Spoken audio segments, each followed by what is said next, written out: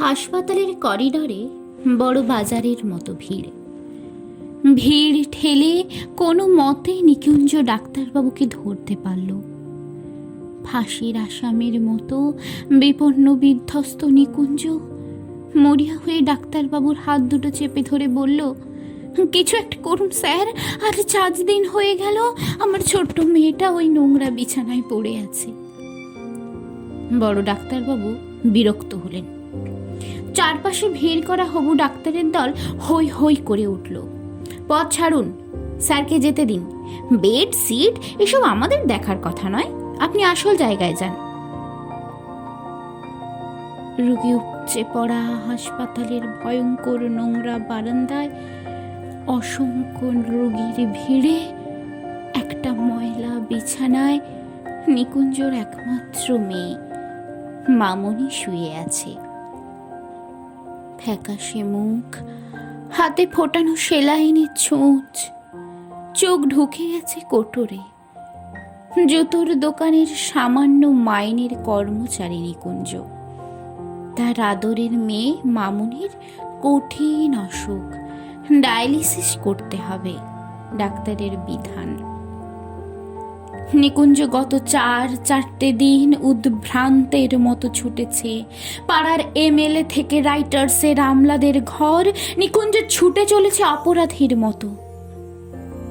Visiting আওয়ারের বিষণ্ণ বিকেলে 7 দরজার কৃপা ভিক্ষা সেরে ক্লান্ত নিকুঞ্জ একটা সস্তার কেক আর 2টো ছোট সন্দেশ কাগজের ঠোঙায় নিয়ে মেয়ের মাথার কাছে এসে বসে। সন্দেশ খাবি মামুনি? এনেছি, এই দেখ। যেন কোন গভীর অতল থেকে ক্ষীণ স্বরে মেয়ে বলে, বাবা, আমার ছুটি কবে হবে বাবা? আমি বাড়ি যাব কবে বাবা? এইটুকু বলতে বলতে সে ঝিমিয়ে পড়ে। নিকুঞ্জ মেয়ের মাথায় হাত বোলায়। সন্দেশটা খেয়ে নে মা। সন্দেশ খাবো না বাবা, আমি আঙুর খাবো। ওই যে ঘরের ভেতরে দেখো, ওই বিছানায় ওই মেয়েটা রোজ আপেল খায়, আঙুর খায়। আমি আঙুর খাবো বাবা। নিকুঞ্জ ভেতরের হল ঘরে শুয়ে থাকা ফুটফুটে মেয়েটিকে দেখে। তারপর ধীরে ধীরে বলে, আচ্ছা মা, কাল নিয়ে আসবো আঙুর।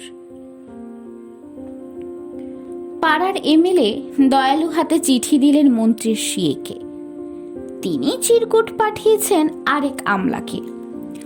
আমলা নোট পাঠিয়েছেন হাসপাতালের সুপারকে। কিন্তু গত কয়দিন নিকুঞ্জের সমস্ত উদ্বেগ আর উৎকণ্ঠাকে উপেক্ষা করে সেই নোট এখনো গিয়ে পৌঁছায়নি হাসপাতালে। নোট গেলে বিনা খরচে মামনির ডায়ালিসিস করা হবে। নোট যায়নি, দিন চলে যাচ্ছে, রাইটার্সের ছুটি চলছে। গরিব নিকুঞ্জ সারা দিন দোকানে মানুষের পায়ে জুতো পরায়। অন্য মনস্ক, কাজে ভুল হয়ে যায় বারবার, মানিক ধমক লাগায়। নিকুঞ্জ মনে হয় এক একটা নধর পায়ের জুতো পরাতে পরাতে নিকুঞ্জর ইচ্ছে করে পয়সাওয়ালা খদ্দেরের পা দুটো চেপে ধরে বলে, স্যার, আমার একমাত্র মেয়ে পয়সার অভাবে হাসপাতালে নোংরা বারান্দায় একা পড়ে রয়েছে, তার চিকিৎসা হচ্ছে না, দিন না স্যার কয়েক হাজার টাকা, আমি সারা জীবন আপনার গোলাম হয়ে থাকবো। কিন্তু এসব বলা হয়ে ওঠে না নিকুঞ্জর। কাজের ফাঁকে ফাঁকে শুধু দীর্ঘশ্বাস পড়তে থাকে। 2টোর সময় ছুটি নিয়ে কলকাতার ডাক সাইটের জ্যাম ডিঙে অসংখ্য মানুষের ভিড় এড়িয়ে নিকুঞ্জ রাইটার্সের দোতলায় পৌঁছায় হাঁপাতে হাঁপাতে। কেরানি বাবুটির টেবিলের সামনে এসে দাঁড়ায় চোরের মতো। বাবুটি বলেন, আজ আর হবে না দাদা। কেন জানেন না? নাগাল্যান্ডে পশুপালন মন্ত্রীর মৃত্যুতে আজ আমাদের হাফ ছুটি ঘোষণা করা হয়েছে। ও, তাহলে কাল? কালও হবে না। কাগজ পড়েন না নাকি? প্রাক্তন প্রধানমন্ত্রীর মৃত্যুতে কাল আমাদের পূর্ণ দিবস ছুটি। ও, তাহলে পরশু? নিকুঞ্জ ব্যস্ত হয়ে ওঠে। পরশু তো শনিবার, তারপর রবিবার। আপনি একেবারে সোমবার আসুন। সোমবার মানে আরো চারটি দিন। নিকুঞ্জকে যেন কেউ ঠেলে ফেলে দেয় অথই সমুদ্রে। তলিয়ে যেতে থাকে নিকুঞ্জ। তলিয়ে যেতে যেতে বারবার তার কানে ভেসে আসে মামুনির ক্ষীণ কণ্ঠস্বর, বাবা, আমার ছুটি কবে হবে বাবা? আমি বাড়ি যাব কবে বাবা? হঠাৎ নিকুঞ্জের মাথায় যেন আগুন জ্বলে ওঠে। দুর্বল অভুক্ত শীর্ণ শরীরে হঠাৎই যেন জেগে ওঠে ভয়ঙ্কর তেজ। রাইটার্সের বারান্দা দিয়ে ছুটতে থাকে নিকুঞ্জ। ভিড় টপকে দরজা দিয়ে বাইরে এসে ছুটতে থাকে সে। ছুটতে ছুটতে সোজা গিয়ে নিকুঞ্জ ঢোকে ঢালহৌসি পাড়ায় প্রাচীন এক বন্দুকের দোকানে। আগুন জ্বলছে তখন নিকুঞ্জের মাথায়। ধূমকেতুর মতো দোকানে ঢুকেই নিকুঞ্জ চিৎকার করে বলতে থাকে, আমাকে একটা বন্দুক দিন, আমাকে একটা বন্দুক দিন, যা থেকে হাজার হাজার গুলি বেরোবে। আমি সমস্ত প্রাক্তন নেতা মন্ত্রী কর্তাদের গুলি করে মেরে ফেলবো, সবাইকে একদিনে মেরে ফেলবো। তারপর সারা দেশে একদিনই রাষ্ট্রশোক, একদিনই ছুটি, আর তারপর আমার মামুনের ডায়ালিসিস। দোকানের দারোয়ান ঘাড় ধরে নিকুঞ্জকে বের করে দেয়। নিকুঞ্জ ছুটতে থাকে, ছুটতে ছুটতে হাঁপাতে হাঁপাতে হাসপাতাল।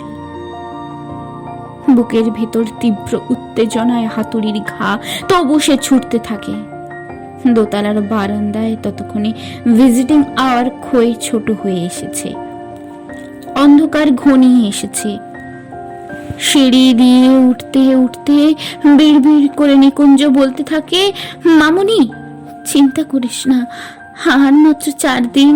4 দিন পর রাষ্ট্রীয় শোক শেষ হলেই তোর চিকিৎসা হবে। তুই ভালো হয়ে উঠবি মা, কিচ্ছু চিন্তা করিস না। বলতে বলতে দ্রুত পায়ে মামুনির বিছানার দিকে এগোতে থাকে নিকুঞ্জ। পকেটে 2 টাকার আঙুর। হঠাৎ ঝপ করে লোডশেডিং এর মতো নিকুঞ্জের চোখের সামনে সবকিছু অন্ধকার হয়ে যায়। মামুনির বিছানাটা খালি। মামুনি কোথায়? কোথায় আমার মামুনি? নিকুঞ্জের চিৎকারে একজন নার্স এগিয়ে আসে। নিকুঞ্জের বিধ্বস্ত মুখের দিকে তাকিয়ে একটু থমকে যায়। তারপর স্পষ্ট স্বরে বলে, আজ দুপুরে আপনার মেয়ের ছুটি হয়ে গেছে। কেমন বাবা আপনি? একদিনে একটা ফ্রি ডায়ালিসিস অর্ডার বের করে আনতে পারলেন না? নিকুঞ্জ পাথর হয়ে গেল। পকেট থেকে আঙুরের থেতলে যাওয়া ঠোঙাটা বের করে শূন্য বিছানার সামনে দাঁড়িয়ে জোর গলায় বলতে লাগলো, মামুনি, আমি আঙুর এনেছি মা। তুই আঙুর খেতে চেয়েছিলি, আমি আঙুর এনেছি, দেখ আমি আঙুর এনেছি। অনেক রাতে ভাড়া করা ম্যাটাডোরে একটা খাটিয়ায় মামুনিকে শুইয়ে দূর মকরশালের বাড়ির পথে নিকুঞ্জ ফেরার পথ ধরে। ছুটন্ত ম্যাটাডোর ভ্যানে ঘুমিয়ে পড়া মামুনির মাথার পাশে একা নিকুঞ্জ। সারাটা রাস্তা পূর্ণিমার চাঁদ আলো ধরল মামুনির মুখে। এক আকাশ নক্ষত্র আর তারা আলো বিছিয়ে রাখলো মামনির ঘরে ফেরার পথে। আর নিকুঞ্জ শুনতে পেল নক্ষত্র, চাঁদ, তারা সবাই বলছে, আমাদের ছুটি নেই নিকুঞ্জ, আমরা আলো জ্বেলে রেখেছি তোমার মামনির জন্য, আমরা আলো জ্বেলে রেখেছি। ভোরের আলো তখন সবে ফুটেছে। ম্যাটাডোর ভ্যান এসে থামলো নিকুঞ্জের ভাঙা বাড়ির দরজায়। নিকুঞ্জের বউ পাগলের মতো ছুটে এলো, এনেছো আমার মেয়েকে এনেছো? পাথর হয়ে যাওয়া নিকুঞ্জ তুমুল কান্নায় ভেঙে পড়ে বারবার বলতে লাগলো, তোমার মামনির ছুটি হয়ে গেছে, তোমার মামনির ছুটি হয়ে গেছে, তোমার মামনির ছুটি হয়ে গেছে, তোমার মামনির ছুটি হয়ে গেছে।